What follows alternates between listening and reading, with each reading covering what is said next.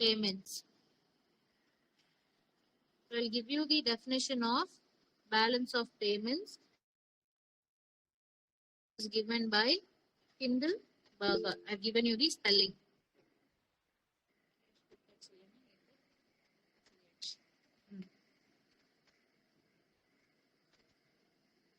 So according to Kindleberger, the balance of payments of a country,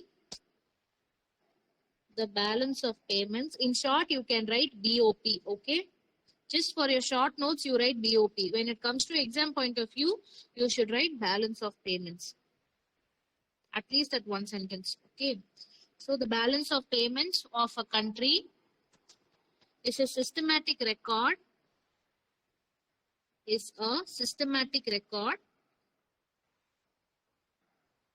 of all economic transactions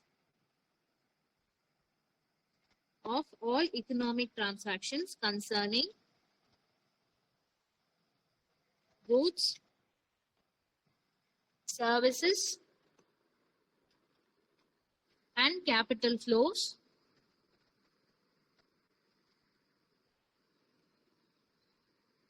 between its residents and the residents of foreign countries. I'll repeat again.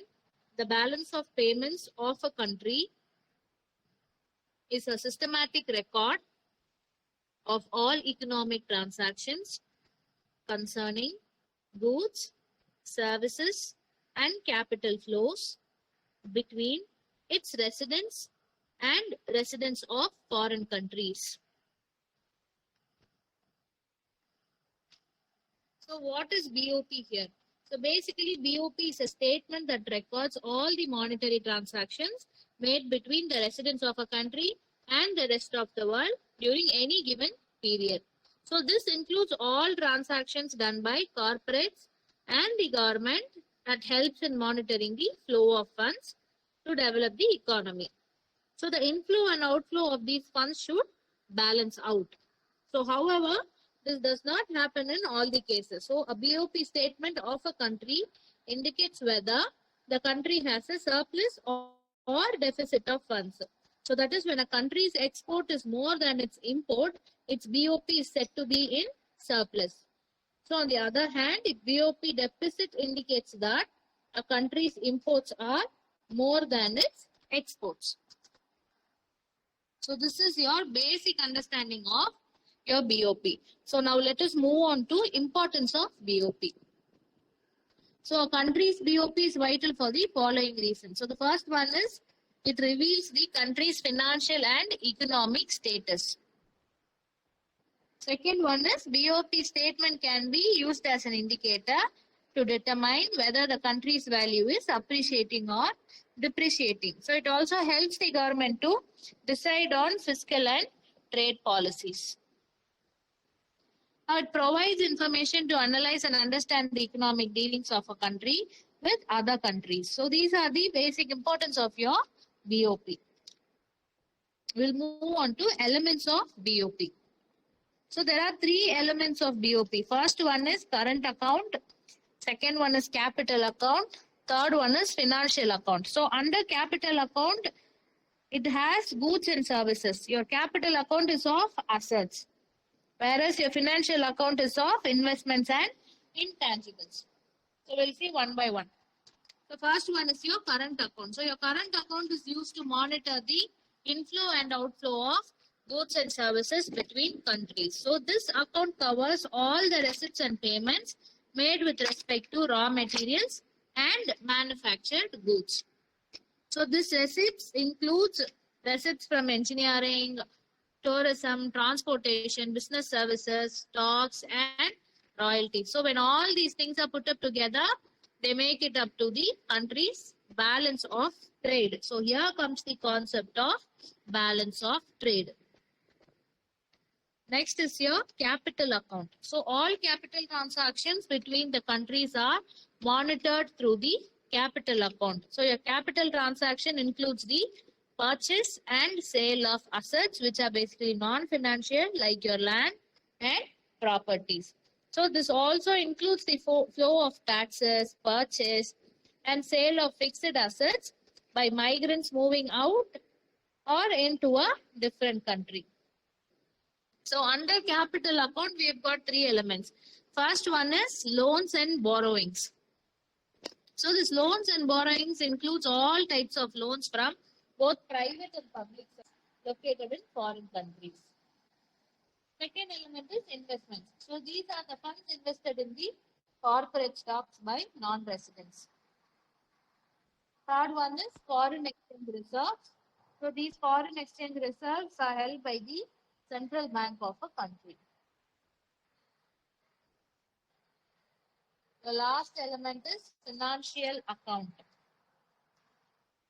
So the financial account is of the flow of funds from and to foreign countries through various investments in real estate, business, ventures, and your FDIs.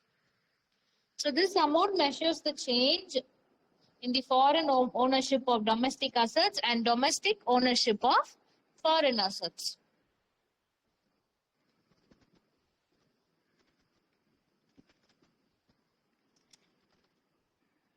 So this is all to do about your elements of BOP. Now we'll move on to the nature or characteristics of BOP. So your first one is systematic record. So this systematic record of receipts and payments of a country with other country. Next one is fixed period of time, where it states that this BOP is a statement for a fixed period of time. Next one is comprehensiveness. So this comprehensiveness includes all three items, that is visible, invisible and capital transfers. So what are the visible transfers? Visible transfers are those which are the physical goods that moves from one country to the other. So invisible ones are basically the service which don't have any physical appearance as such. Next one is double entry system. So your receipts and payments are recorded on the basis of double entry system. So one entry is a credit with a positive sign and the other is a debit with a negative sign. So the sum of all the credit entries is equal to the sum of all debit entries. Next one is self-balanced. As we discussed previously, your debit and credit sides of the account should be in balance. Next characteristics is adjustment of differences. Whenever you find that there is any deficiency or any deficit in one side of the account, you are supposed to make few adjustments in order to balance this. Last one is it includes all items which is government and non-governmental items. So we'll move on to the major components of BOP. Components, I think we are, whatever we have discussed so far, that is enough for you. Just let us cover what your unit says.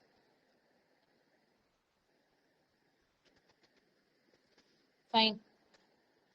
We'll see what is BOT.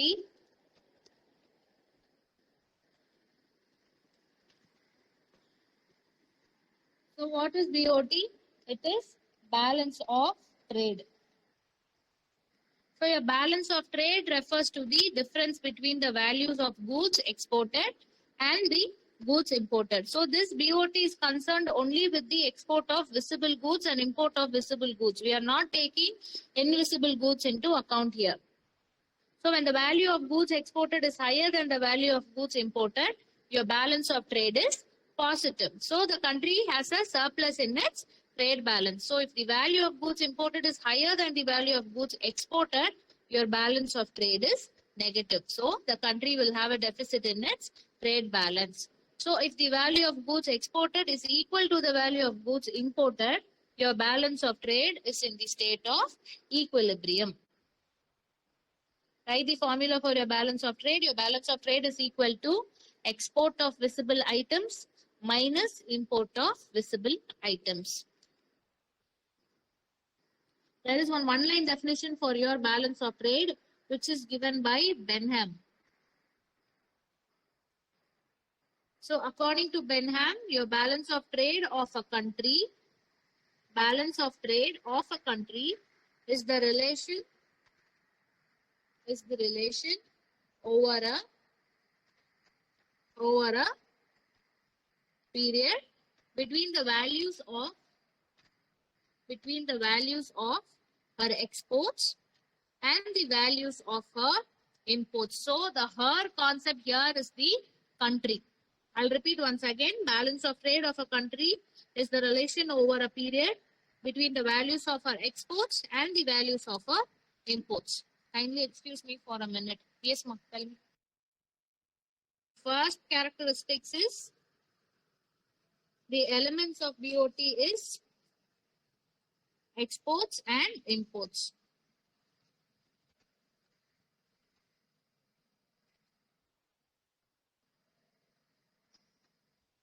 Next one is it does not include invisible items.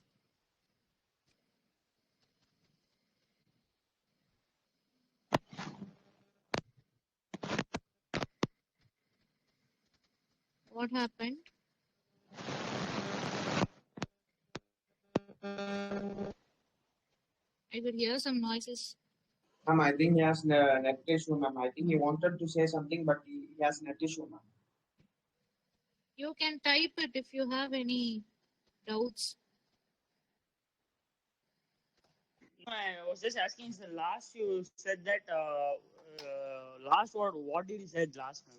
I was just asking, what did he say at the last? For the last point. Yes, The ma'am. last point is it does not include invisible goods. Okay.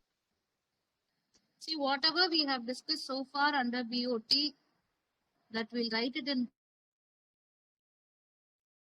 points as your characteristics and features.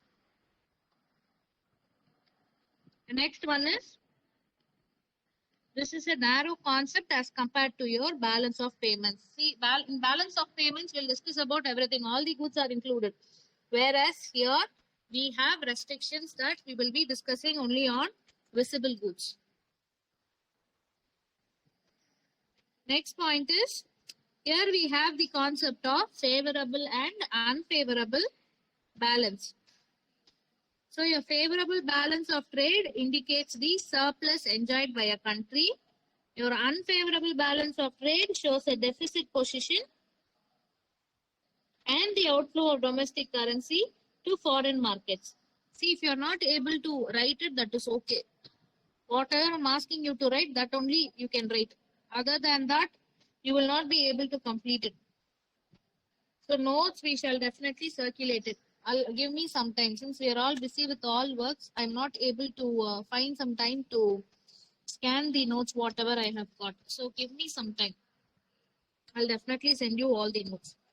So now we'll move on to the types of balance of trade. Your first type is favorable balance of trade. So your favorable balance of trade is nothing but if the value of goods exported by the country is higher than the value of goods imported, it is called favorable balance of trade. I'll give you an example.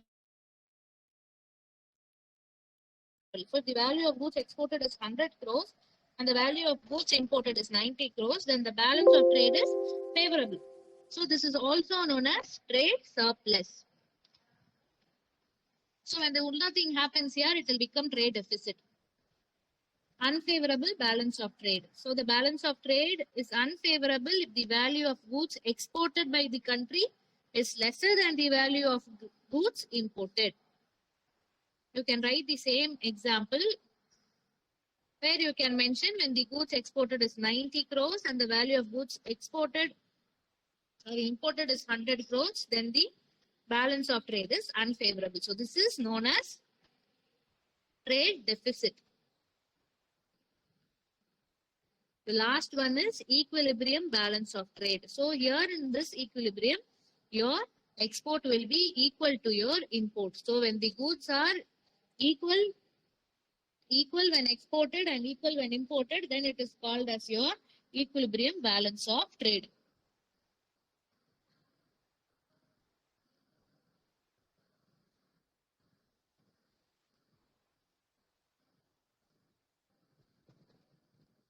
So we'll see what are the causes of balance of trade deficit. So your first point under your balance of trade deficit is lack of competitiveness. If a country's firm lacks the capacity to compete globally, then they cannot export orders. So this will create trade deficit. Next point is economic growth. So if an economy expands, the income and purchasing power of people will also increase. So this results in increased demand of goods. So if the domestic firms are unable to meet the increased demand, it would be met through imports. So the high growth of imports will automatically result in BOT deficit. Next point is overvalued exchange rate.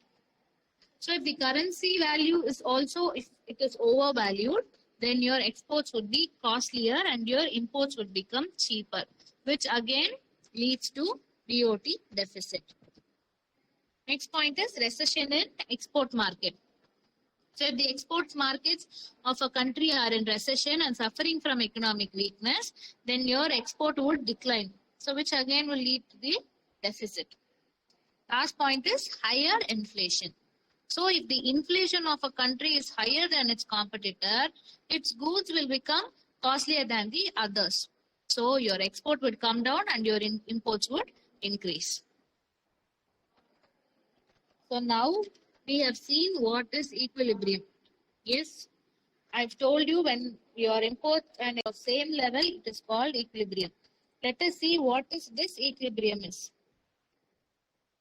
So your disequilibrium in BOP occurs when receipts of countries or the exports is not equal to its total payments of imports. If it is not in balance, it will become disequilibrium. So there are two types of disequilibrium. One is favorable and the other one is unfavorable. So a country will have a favorable BOP if its total receipts or the exports are greater than the total payment, which is also known as imports. So the formula for your favorable BOP is B is equal to R minus P greater than 0. Your R is the receipt here, P is the payment. So B is equal to R minus P greater than 0. So this is favorable BOP. Next one is unfavorable. If the total receipts or exports are lesser than the total payments or imports, it is called unfavorable BOP. The formula for unfavorable BOP is B is equal to R minus P lesser than 0.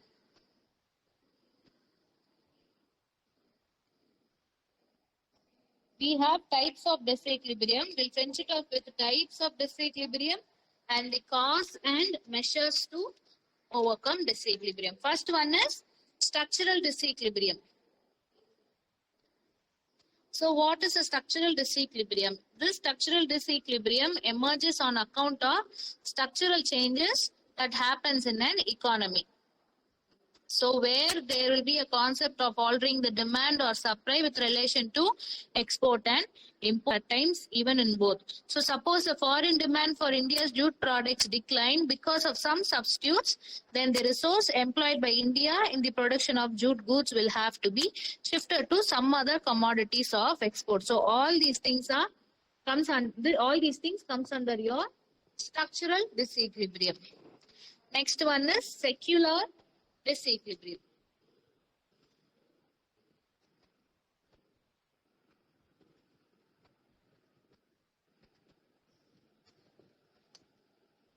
Your secular disequilibrium occurs due to the secular economic trends.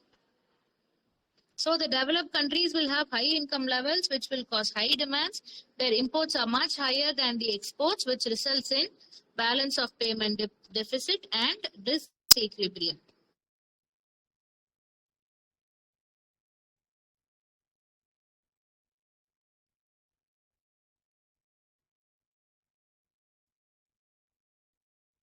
Durability or drought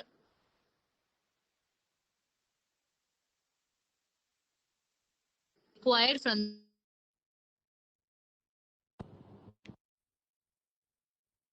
the other country.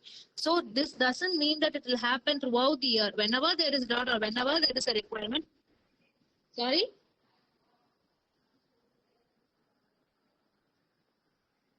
Am I audible? What happened? No, ma'am. While you were speaking, your voice was getting cut. Coming and going up. Should I repeat short-term disequilibrium? Yes, ma'am. Okay, should I repeat short-term disequilibrium? So your short-term disequilibrium are caused by short-term or temporary factors. For example, if there is a drought or a food scarcity that occurs in a country, automatically we'll tend to import the staples from other countries.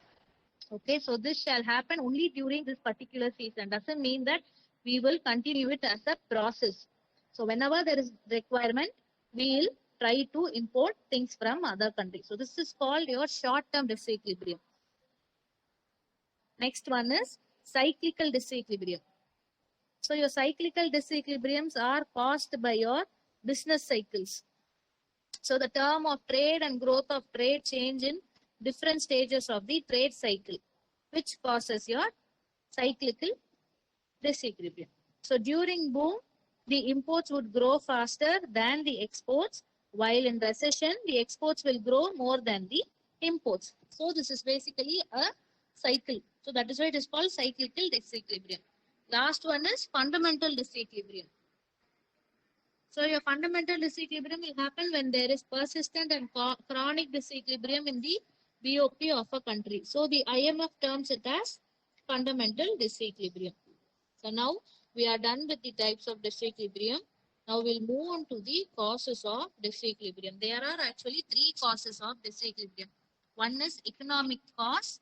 Next one is political cause. Third one is natural cause. So under your economic cause, first one is stage of economic development. So developing countries will produce primary goods and export low value agricultural commodities, export fuel, machinery, technology, etc., which prices are high. So they pay more for costly imports and receive less for low value exports. So developing countries usually what they will do, whatever they are able to produce, they will produce, and in order to export, they'll start exporting all low value goods. When in reality they will not have any high priced goods like your machinery or technology.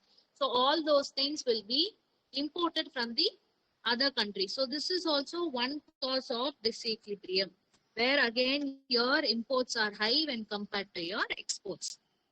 Next one is population explosion. So when there is a large number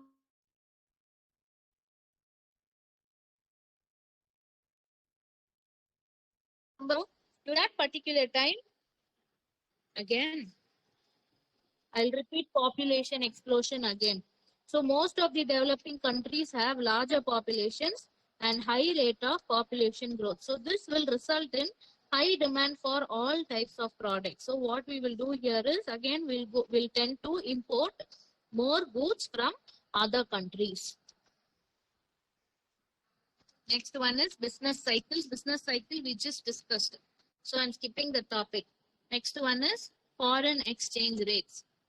So if the domestic currency appreciates, your imports become cheaper and your export will become costly. So import increases and export declines, again causing disequilibrium. So if the domestic currency depreciates, your import will become costly and your export will become cheaper. So export again increase and import declines. Next one is inflation. So during inflation, what will happen? Your prices will go high. So again, this would cause exports to decline while your imports to increase. See, we'll be discussing about the same one line with probabilities here and there. So if you understand the concept well, you will be able to write it in papers well. Next one is change in consumer taste.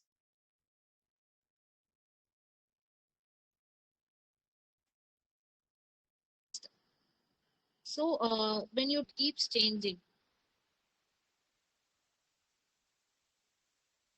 cultures, your consumer taste differs.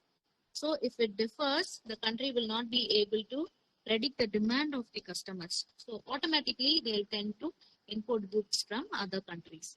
Next point is influence of foreign culture. We just discussed your change in consumer taste and your influence of foreign culture is kind of interrelated. Next one is inability to compete. Again, this we discussed in our balance of trade. So what happens here is when the country is not able to compete with the global market, they would automatically face decline in exports. Next point is foreign investment outflows. So if the firm invests in other countries, it would lead to foreign exchange outflows. So high foreign exchange outflows would cause adverse BOP. Your last point under economic cause is resource scarcity. So if a country lacks in resources required by its people, we have no other choice left rather than importing it. For example, our oil. So what happens with our oil? Since we are not extremely good in producing all these things, we are importing it from other countries. We'll move on to the next cause, political cause. Under political cause, we've got only two. So what happens during political instability? During political instability, the country is affected where its international relations and its international trade is also affected. We do not know which country is in good terms with the other country. So when there is political instability, the country will start facing political issues and which will adversely affect your international trade. Next one is international relations. So country having hostile relationship with other countries will also affect your trade. Third one is natural causes. Natural causes is nothing but the natural calamities and any other hazardous things that happens in a country. All those things that can be put up under the topic natural causes. So again, when natural calamities happens, a country's production will definitely be affected. So country will have no other choice than importing goods. So now we are done with the causes of disequilibrium. We have to move on to the measures to correct them, which will be the last topic for the day. So we have got two measures. One is monetary and the other one is non-monetary. So under monetary, you've got 6 points. Under non-monetary, you've got 10 points. So monetary measure, first one is deflation. So what happens in deflation? The central bank will undertake various credit control measures that reduces the money supply. So which will automatically result in lowering the prices, money income and your purchasing power. So lowering the prices would encourage exports and reduce purchasing power would discourage imports. So again, this will result in balance in the disequilibrium. Next point is devaluation. So the government will reduce the value of its domestic currency in relation to other currencies, and the domestic currency becomes cheaper where your exports become cheaper and imports costlier. Next point is exchange controls. Again, the government can restrict imports through BOP. Deficits can be financed through capital inflow. So if a country increases its domestic interest rate to higher than the global rates, it can attract foreign capital inflows. Again, this will help us to overcome the BOP deficits. Next point is external debt. So countries facing BOP problems can borrow foreign currency loans from international agencies. So these international agencies are those which are being given in your unit 4. So which we will see in detail. Next one is encouragement to remittances. So citizens working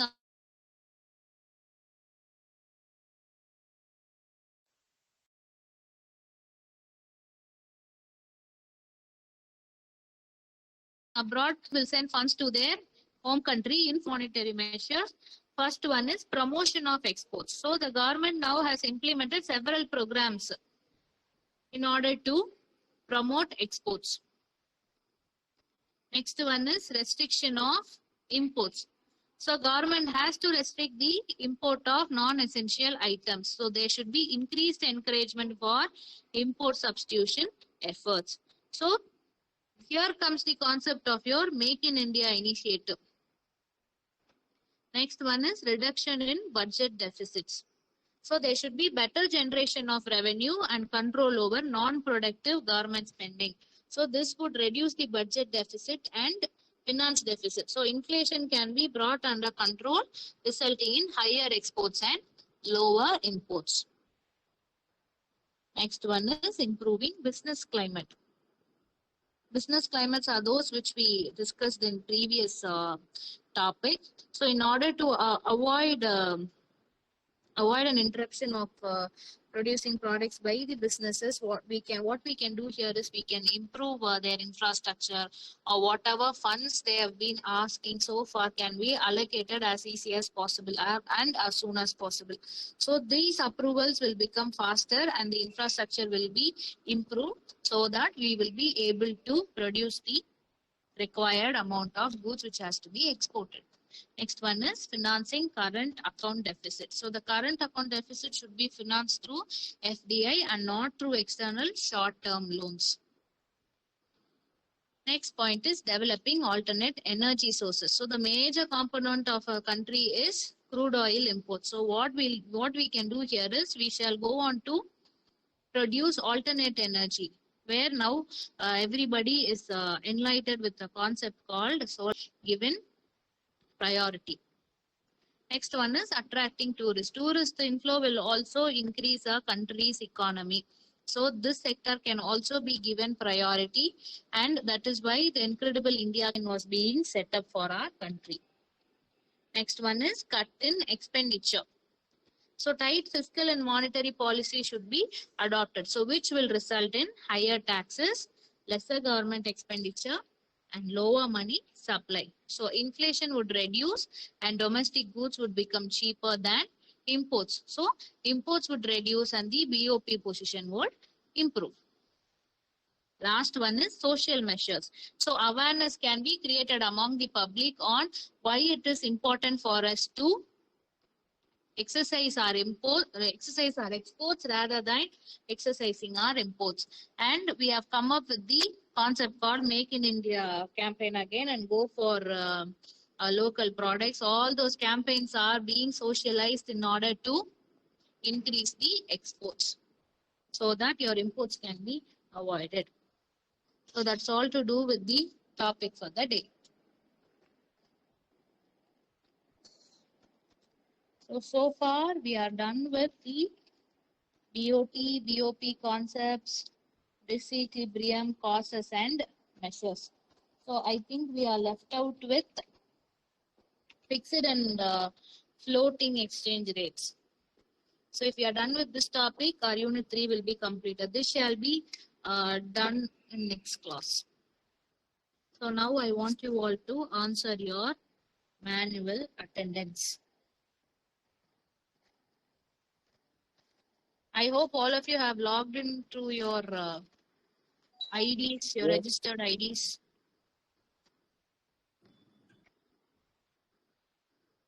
So those who haven't logged in, make sure that you log in through your registered IDs. Only then you will get your attendance. Yeah, ma'am, just a moment, ma'am. One boy didn't, and I'm just saying he just logged out. What happened? No, ma'am, he was not logged in with his college ID. I was saying Come again? login.